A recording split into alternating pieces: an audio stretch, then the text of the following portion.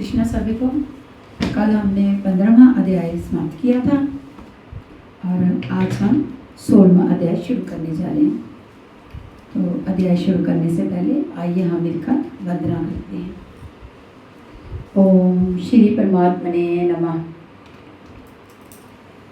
जय गुरुदेवा, जय गुरुदेवा, जय गुरुदेवा, जय गुरुदेव, जय गुरुदेवा, जय गुरुदेवा, जय गुरुदेवा, जय गुरुदेव, जय गुरुदेवा, जय गुरुदेवा, जय गुरुदेवा, जय गुरुदेव। योगेश्वर भगवान श्री कृष्ण के प्रश्न प्रस्तुत करने की अपनी विशिष्ट शैली है। पहले वे प्रकरण की विशेषताओं का उल्लेख करते हैं जिससे पुरुष उसकी ओर आकर्षित हो। तत्पश्चात उसके बाद वे उस प्रकरण को स्पष्ट करते हैं। उदाहरण के लिए कर्म को ही ले लो। उन्होंने दूसरे अध्याय में ही प्रेरणा दी कि अर्जुन कर्म कर, कर्म कर। तीसरे अध्याय में उन्होंने इंगित किया कि निर्धारित कर्म कर। फिर निर्धारित कर्म है क्या, तो बताया यज्ञ की प्रक्रिया ही कर्म है। फिर उन्होंने यज्ञ का स्वरूप ना बताकर पहले बताया कि यज्ञ आया कहाँ से और देता क्या है। फिर चौथे अध्याय में 13-14 विधियों से यज्ञ का स्वरूप स्पष्ट किया जिसको करना ही कर्म है।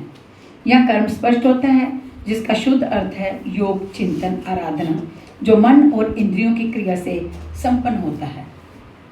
इसी प्रकार उन्होंने अध्याय 9 में देवी और आसुरी संपत्ति का नाम लिया। उनकी विशेषताओं पर बल दिया कि अर्जुन, आसुरी स्वभाव वाले मुझे तुच्छ कर कहकर पुकारते हैं। हूँ तो मैं भी मनुष्य शरीर के आधार वाला, क्योंकि मनुष्य शरीर में ही मुझे ये स्थिति मिली है, किंतु आसुरी स्वभाव वाले, मूढ़ स्वभाव वाले मुझे नहीं बचते। जबकि दैवी संपत्ति से युक्त बकर जन अनन्य श्रद्धा से मुझे उपासते हैं, किंतु इन संपत्तियों का स्वरूप, उनका गठन अभी तक नहीं बताया गया। अब अध्याय 16 में योगेश्वर उनका स्वरूप स्पष्ट करने जा रहे हैं, जिनमें प्रस्तुत है पहले दैवी संपत्ति के लक्षण क्या है। तो आइए सुने। श्री भगवान वाच, वयम सत्व संशुद्धि ज्ञान योग अव्यवस्थिति ध्यानम धर्मिश्रम यज्ञश्रम स्वाध्यात स्तप आजर्भ भव्य का भय का सर्वता अभाव, अंतःकरण की शुद्धता, तत्व ज्ञान के लिए ध्यान में दृढ़ स्थिति अथवा निरंतर लगन, सर्वस्व का समर्पण, इंद्रियों का बलि पर का दमन, यज्ञ का आचरण, जैसा स्वयं श्री कृष्ण ने अध्याय 4 में बताया। संयमा अग्नि में हवन, इंद्रिय अग्नि में हवन, प्राण अपान में हवन और अंत में ज्ञान अग्नि में हवन, अर्थात आराधना की प्रक्रिया जो केवल मन और इंद्रियों को, ज्ञान अग्नि में हवन अर्थात आराधना की प्रक्रिया जो केवल मन और इंद्रियों की अंतःक्रिया से संपन्न होती है। तिल जो वैदि इत्यादि सामग्रियों से होने वाले यज्ञ का इस गीतोक्य यज्ञ से कोई संबंध नहीं। श्री कृष्ण ने ऐसे किसी कर्मकांड को यज्ञ नहीं माना। स्वाध्याय अर्थात स्वस्वरूप की ओर अग्रसर कराने वाला अध्ययन, तप अर्थात मन सहित इंद्रियों को इष्ट के अनुरूप डालना तथा अजरवम शरीर और इंद्रियों से अंतःकरण की सरलता, अहिंसा सत्यम क्रोधस्त्याज्ञा शांति पैशुनम दया भूतेव लोलुत्प मार्दवम हीरा चापलम। अहिंसा अर्थात आत्मा का उद्धार, आत्मा को अधोगति में पहुंचाना ही हिंसा है। श्री कृष्ण कहते हैं, यदि मैं सावधान होकर कर्म में ना बरतूं, उस संपूर्ण प्रजा का हनन करने वाला और वर्ण संकर का करता हूँ। आत्मा का शुद्ध वर्ण है परमात्मा, उसका प्रकृति में भटकना वर्ण संकर है। आत्मा की हिंसा है और आत्मा का उदार ही अहिंसा है। सत्य, सत्य का अर्थ यथार्थ और प्रिय भाषण नहीं है। आप कहते हैं ये वस्त्र हमारा है, तो क्या आप सच बोलते हैं? इससे बड़ा झूठ और क्या होगा? जब शरीर आपका नहीं, नश्वर है, तो इसे डांटने का वस्त्र कहाँ तक आपका होगा? कब तक आपका होगा? कदापि नहीं। वस्तुतः सत्य का स्वरूप योगेश्वर ने स्वयं बताया है कि अर्जुन, सत्य वस्तु का तीनों कालों में कभी अभाव नहीं है। ये आत्मा ही सत्य है, यही परम सत्य है। इस सत्य पर दृष्टि रखना, क्रोध का ना रखना, सर्वस्व का समर्पण, शुभाशुभ कर्म फलों का त्याग, चित्त की चंचलता का स्वार्थ अभाव, लक्ष्य के विपरीत निंदित कार्यों को ना करना, संपूर्ण प्राणियों में दया भाव, इंद्रियों का विषयों से संयोग होने पर भी उनमें आसक्ति का अभाव, कोमलता, अपने लक्ष्य से विमुख होने में लज्जा, व्यर्थ की चेष्टाओं का अभाव तथा तेजा, क्षमा, द्रुति, शोच, मृदो, अतिमानिता, भवंती संपदम देवी मिज्जता से भारत। तेज जो एकमात्र ईश्वर से है, उसके तेज से जो कार्य करता है, महात्मा बुद्ध की दृष्टि पड़ते ही अंगुलीमाल के विचार बदल गए। यह उस तेज का ही परिणाम था जिससे कल्याण का सृजन होता है, जो बुद्ध में था। क्षमा, धैर्य, शुद्धि, किसी में शत्रु भाव का ना होना, अपने में पूज्यता के भाव का सर्वथा भाव, ये सब तो है अर्जुन, दैवी संपद को प्राप्त पुरुष के लक्षण हैं। इस प्रकार कुल 26 लक्षण बताए जो सब के सब तो साधना में परिपक्व अवस्था वाले पुरुष में संभव है और आंशिक रूप में आप में भी निश्चित हैं तथा आसुरी संपद से अपलावित मनुष्यों में भी ये गुण हैं, किंतु प्रसुप्त रहते हैं, तभी तो घोर पापी को भी कल्याण का अधिकार है। अब आसुरी संपद के प्रमुख लक्षण बताते हैं, तो चलिए सुनिए। दंभो दर्पो अविनाशम क्रोधापारुष्यमेव च अज्ञानम चाभिजातस्य पार्थ संपदाम सूरी। हे पार्थ, पखंड, घमंड, अभिमान, क्रोध, कठोर वाणी और अज्ञान, ये सब आसुरी संपद को प्राप्त पुरुष के लक्षण हैं। दोनों संपदाओं का कार्य क्या है? दैवी संपदि मोक्षाय निवंदे आसुरी माता माँ शुचा संपदाम देव में जिताओ असि पांडवा। इस दोनों प्रकार की संपदाओं से ही दैवी संपद तो विमोक्षाय विशेष मोक्ष के लिए है और आसुरी संपदा बंधन के लिए मानी गई है। हे अर्जुन, तो शोक मत कर, क्योंकि दैवी संपदा को प्राप्त हुआ है, विशेष मुक्ति को प्राप्त होगा, अर्थात मुझे प्राप्त होगा।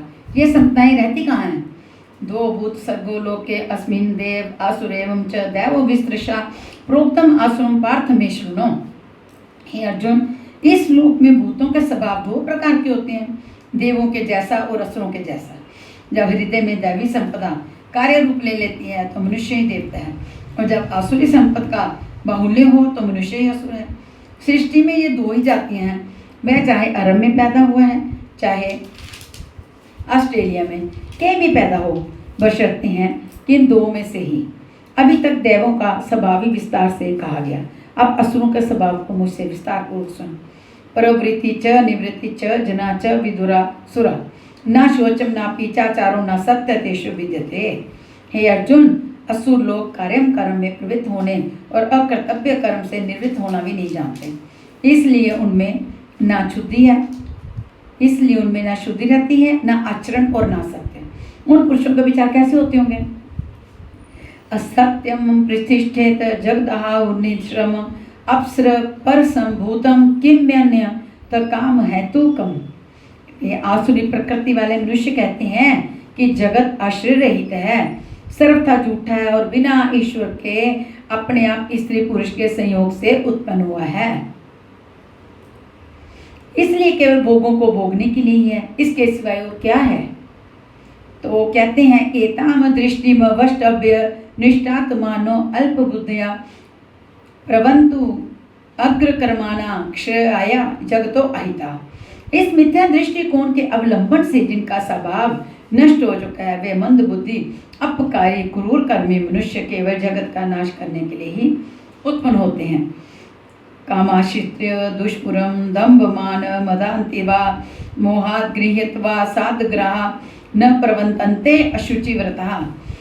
वे मनुष्य दंभ मान और मद से युक्त हुए किसी भी प्रकार पूर्ण न होने वाली कामनाओं का आश्रय लेकर अज्ञान से मिथ्या सिद्धांतों को ग्रहण करके अशुभ तथा भ्रष्ट व्रतों से युक्त हुए संसार में बरतते हैं।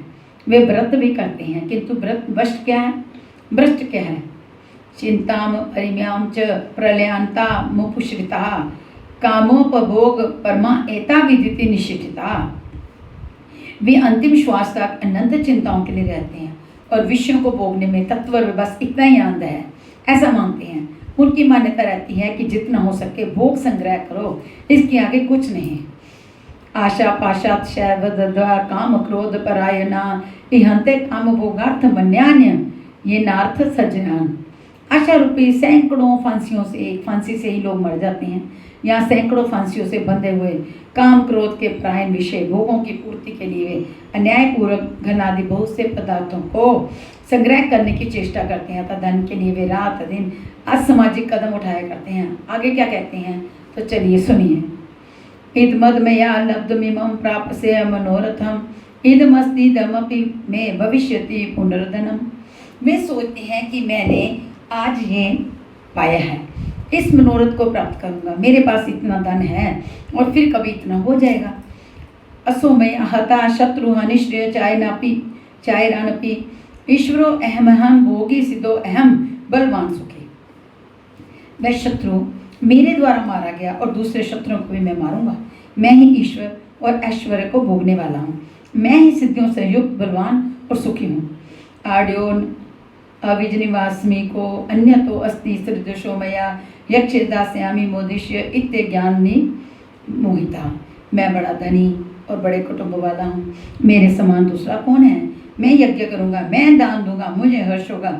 इस प्रकार के अज्ञान से वे विशेष मोहित रहते हैं। हर समय वो अपनी मैं में ही डूबे रहते हैं। मैं दान दूंगा, मुझे हर्ष होगा, मैं ये करूँगा, मैं वो करूँगा, मेरे समान दूसरा कौन है, मैं यज्ञ करूँगा। इस प्रकार के अज्ञानी बातों से वो हमेशा मोहित रहते हैं। क्या यज्ञ दान भी अज्ञान है? इस पर अध्याय 17 में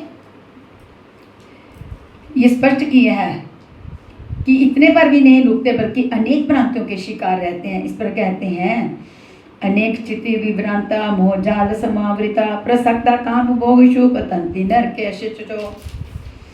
अनेक प्रकार से भ्रमित हुए चित्त वाले, मोहजाल में फंसे हुए, विषय भोगों में अत्यंत भ्रमित वे आसुरी स्वभाव वाले मनुष्य अपवित्र नरक में गिरते हैं। आगे श्री कृष्ण स्वयं बताएंगे कि नरक क्या है।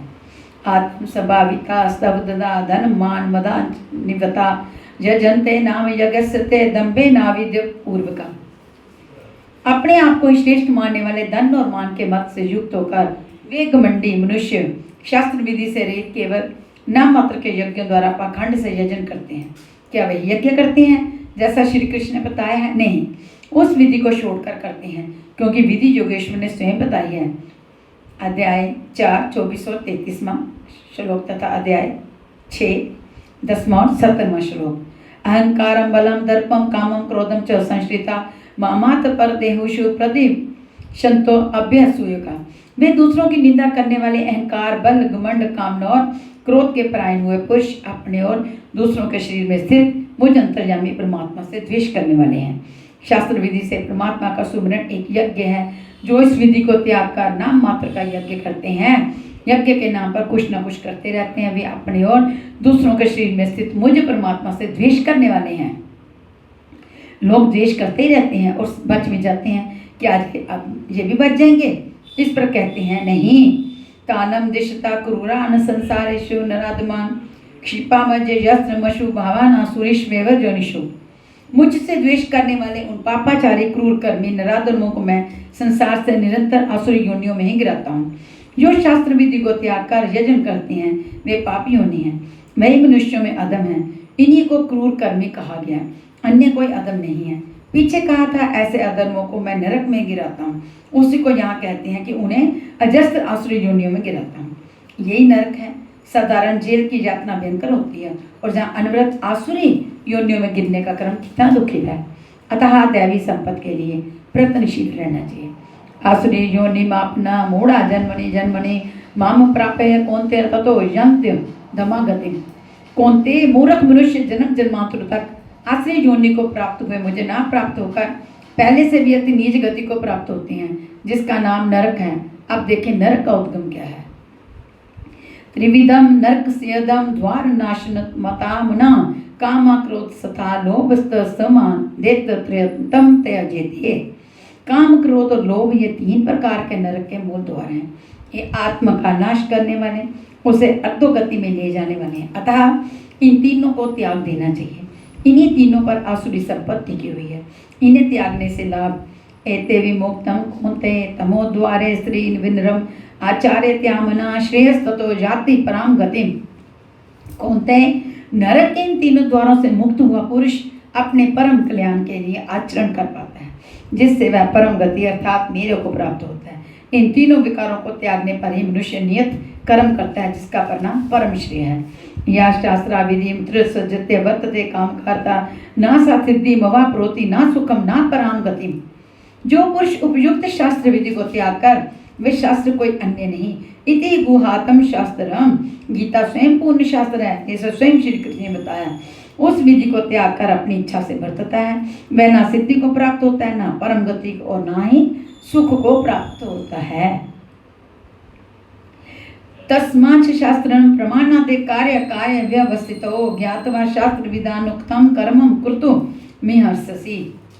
इसलिए अर्जुन, तेरे लिए इस कर्तव्य और अकर्तव्य की व्यवस्था में मैं क्या करूं, क्या ना करूं, इसकी व्यवस्था में शास्त्र ही एक प्रमाण है। ऐसा जानकर शास्त्र विधि से नियत किए हुए कर्म को ही तुझे करना योग्य है। अध्याय 3 में भी योगेश्वर श्री कृष्ण ने नियतम कुरु कर्मं तवम, नियत कर्म पर बल दिया और बताया कि यज्ञ की प्रक्रिया ही वह नियत कर्म है, और वह यज्ञ आराधना की विधि विशेष का चित्रण है जो मन का सर्वथा निरोध करके शाश्वत ब्रह्म में प्रवेश दिलाता है। यहाँ उन्होंने बताया कि काम, क्रोध और लोभ नरक के 3 प्रमुख द्वार हैं। इन तीनों को त्याग देने पर ही उस कर्म का, नियत कर्म का आरंभ होता है, जैसे मैंने बार बार कहा, जो परमेश्वरीय परम कल्याण दिलाने वाला आचरण है। बाहर सांसारिक कार्यों में जो जितना व्यस्त है, उतना ही अधिक काम, क्रोध और लोभ उसके बाद सजा से मिलता है। कर्म कोई ऐसी वस्तु है कि काम, क्रोध और लोभ को त्याग देने पर ही उसमें प्रवेश मिलता है। कर्म आचरण में डर पाता है, जो उस विधि को त्याग कर अपनी इच्छा से आचरण करता है, उसके लिए सुख, सिद्धि अथवा परम गति कुछ भी नहीं है। अब कर्तव्य और अकर्तव्य की व्यवस्था में शास्त्र ही एकमात्र प्रमाण है। अतः शास्त्र विधि के अनुसार तुझे कर्म करना उचित है, और वह शास्त्र है, क्या है वो शास्त्र गीता है। अब निष्कर्ष है कि इस अध्याय के आरंभ में योगेश्वर श्री कृष्ण ने दैवी संपत्ति का विस्तार से वर्णन किया, जिसमें ध्यान में स्थिति, सर्वस्व का समर्पण, अंतःकरण की शुद्धि, इंद्रियों का दमन, मन का शमन, स्वरूप को स्मरण दिलाने वाला अध्ययन, यज्ञ के लिए प्रयत्न, मन से इंद्रियों का तपाना, अक्रोध चित्त का शांत प्रवाहित रहना इत्यादि 26 लक्षण बताए, जो सब के सब इष्ट के समीप पहुंचे हुए योग साधना पर वृत्त किसी साधक से संभव है, आंशिक रूप से सब में है। तदंतर उन्होंने आसुरी संपद में प्रधान 4-6 विकारों का नाम लिया, वैसे अभिमान, दंभ, कठोरता, ज्ञान इत्यादि, और अंत में निर्णय दिया कि अर्जुन, दैवी संपद को विमोक्षाए, पूर्ण निवृत्ति के लिए है, परम पद की प्राप्ति के लिए है, और आसुरी संपद बंधन और अधोगति के लिए है, अधोगति के लिए। अर्जुन, तू शोक ना कर, क्योंकि तू दैवी संपद को प्राप्त हुआ है। ये संपदाएं होती कहाँ हैं? उन्होंने बताया कि इस लोक में मनुष्यों के स्वभाव 2 प्रकार के होते हैं, देवताओं जैसा और आसुरों जैसा। जब देवी संपदा का बाहुल्य होता है तो मनुष्य देवताओं जैसा होता है, और जब आसुरी संपदा का बाहुल्य होता है तो मनुष्य उस समय असुरों जैसा ही हो जाता है। ये बात श्री कृष्ण जी ने योगेश्वर श्री कृष्ण जी ने बहुत बार रिपीट की है। उन्होंने बताया है कि ये जो संपदाएं हैं ये 2 प्रकार की हैं, देवी और असुरी जैसी हैं। सृष्टि में बस मनुष्यों की 2 ही जाति है, चाहे वह कहीं पैदा हुआ कुछ भी कहलाता हो। तत्पश्चात उन्होंने आसुरी स्वभाव वाले मनुष्यों के लक्षणों का विस्तार से उल्लेख किया। आसुरी संपद को प्राप्त पुरुष कर्तव्य कर्म में प्रवृत्त होना नहीं चाहता और अकर्तव्य कर्म से निर्वृत्त होना नहीं चाहता। वह कर्म में जब प्रवृत्त नहीं हुआ तो ना उसमें सत्य होता है, ना शुद्धि, ना आचरण ही होता है। उसके विचार में जगत आश्रय रहित बिना ईश्वर के अपने आप स्त्री पुरुष के संयोग से उत्पन्न हुआ, अतः केवल भोग भोगने के लिए, इससे आगे क्या है? कुछ भी नहीं। ये विचार कृष्ण काल में भी था, हमेशा रहा है, केवल चार्वाक ने कहा हो ऐसी बात नहीं। जब तक जनमानस में दैवी आसुरी संपद का उतार चढ़ाव है तब तक ये ऐसा ही रहेगा। श्री कृष्ण कहते हैं, वे मंद बुद्धि वाले पुरुष सबका हित कल्याण का नाश करने के लिए ही जगत में पैदा होते हैं। वे कहते हैं, मेरे द्वारा ये शत्रु मारा गया, उसे मारूंगा। इस प्रकार अर्जुन काम क्रोध के आश्रित पे पुरुष शत्रुओं को नहीं मारते, बल्कि अपने और दूसरों के शरीर में स्थित मुझ परमात्मा से द्वेष करने वाले हैं। तो क्या अर्जुन ने प्रण करके जयद्रथ आदि को मारा? यदि मारता है तो आसुरी संपद वाला है और परमात्मा से द्वेष करने वाला है। जबकि अर्जुन को श्री कृष्ण ने स्पष्ट कहा कि तू दैवी संपद को प्राप्त हुआ है, शोक मत कर। यहाँ भी स्पष्ट हुआ कि ईश्वर का निवास सबके हृदय देश में है। स्मरण रखना चाहिए कि कोई तुम्हें सतत देख रहा है, अतः सदैव शास्त्र निर्दिष्ट क्रिया का ही आचरण करना चाहिए, अन्यथा दंड जो है वो प्रस्तुत है। दंड का होना जरूरी है। योगेश्वर श्री कृष्ण ने पुनः कहा कि आसुरी स्वभाव वाले क्रूर मनुष्यों में को मैं बार बार नरक में गिराता हूँ। क्या कहते हैं कि आसुरी स्वभाव वाले क्रूर मनुष्यों को मैं बार बार नरक में गिराता हूँ। नरक का स्वरूप क्या है तो बताया, बार बार नीच अधम योनियों में गिरना एक दूसरे का पर्याय है, यही नरक का स्वरूप है। काम, क्रोध और लोभ नरक के 3 मूल द्वार हैं। इन तीनों पर ही आसुरी संपत्ति टिकी हुई है।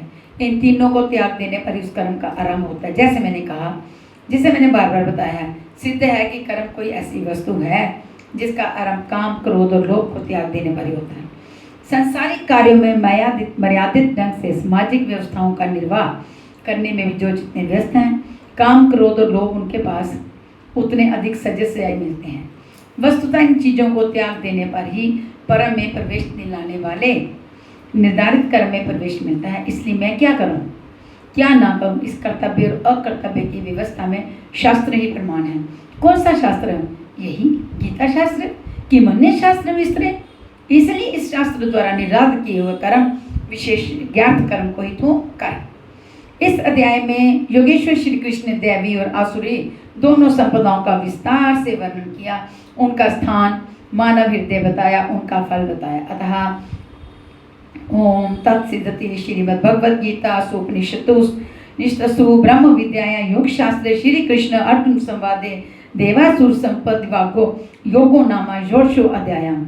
इस प्रकार श्रीमद् भगवद गीता रूपी उपनिषद एवं ब्रह्म विद्या तथा योग शास्त्र विषय श्री कृष्ण और अर्जुन के संवाद में देवासुर संपद विभाग योग नामक 16वां अध्याय पूर्ण होता है। इति श्री परमहंस परमानंदस्य शिष्य स्वामी अड़गनानंद कृते श्रीमद् भगवद गीताया यथार्थ गीता भाष्य देवासुर संपत्ति विभाग योगो नाम षोडशो अध्याय। इस प्रकार श्रीमद् परमहंस परमानंद जी के शिष्य स्वामी अड़गनानंद कृत श्रीमद् भगवद गीता के भाष्य यथार्थ गीता में देवासुर संपद विभाग योग नामक 16वां अध्याय पूर्ण होता है। हरिओम तत्सत। श्री कृष्ण गोविंद हरे मुरारी, हे नाथ नारायण वासुदेव। श्री कृष्ण गोविंद हरे मुरारी, हे नाथ नारायण वासुदेव। श्री कृष्ण गोविंद हरे मुरारी, हे नाथ नारायण वासुदेव।